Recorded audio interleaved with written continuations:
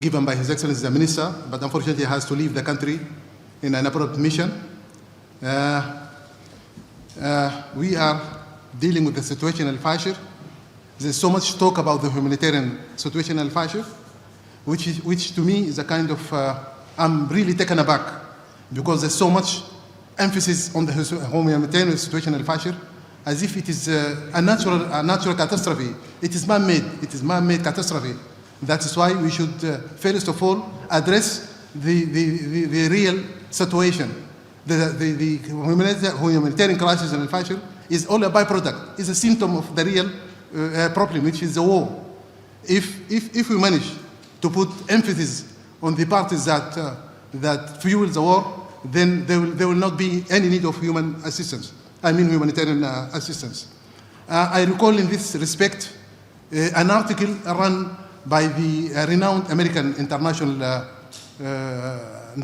interest. This was in October 2023, that the article was calling on Biden's administration to exert more efforts on the administration, to exert more efforts on UAE to stop stoking war in the Sudan. This is the term which it used.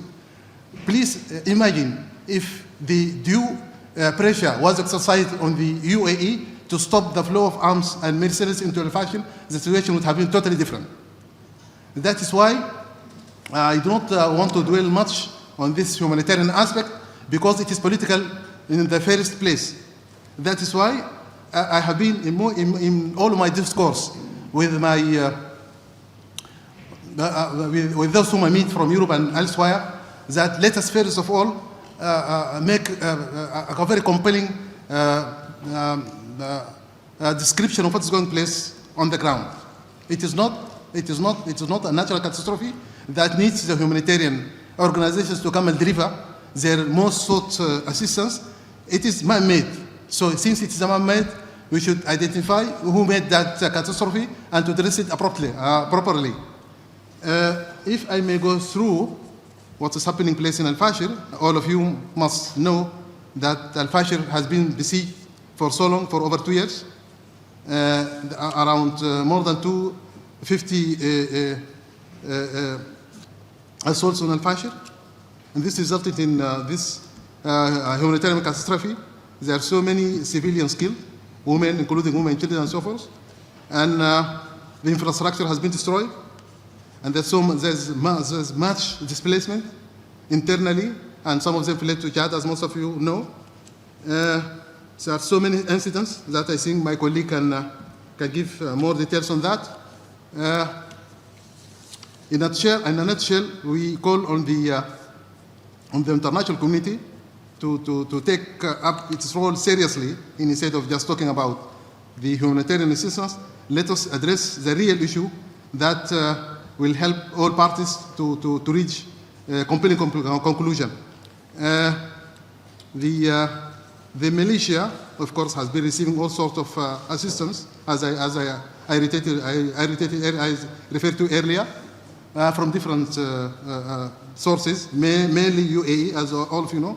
I do not hesitate to say this because I have been facing those who have been supporting UAE, unfortunately some of our neighbors, for reasons I think are well aware to you. We call on the ambassadors, Cargado Fe, and the domestic community and the humanitarian community to condemn the continued assault on Al-Fashir, to condemn the continued. By the way, what is taking place in Al-Fashir is not hunger, it's a kind of hungering the people of Fashir.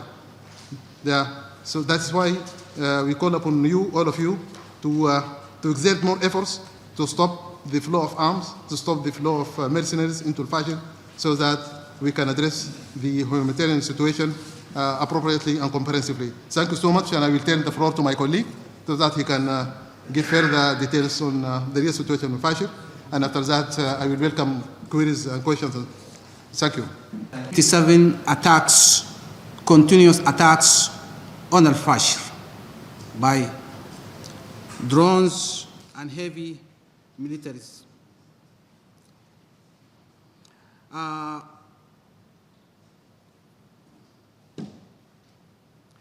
More than 3,500 people were killed in Al-Fashir. We have more than 25 children were raped and attacked in Al-Fashir. We have more than 5,000 persons suffering cholera. About 100 persons dead by cholera. We have 35 hospitals in Darfur were totally destroyed. We have 6 schools were completely to the ground. So we continue to tell people that we need to end the siege on Al-Fashir, and we want to help and to assist the people in Al-Fashir. Thank you very much for your attendance, and thank you for your listening, and we hope we can together do things for Al-Fashir. Thank you.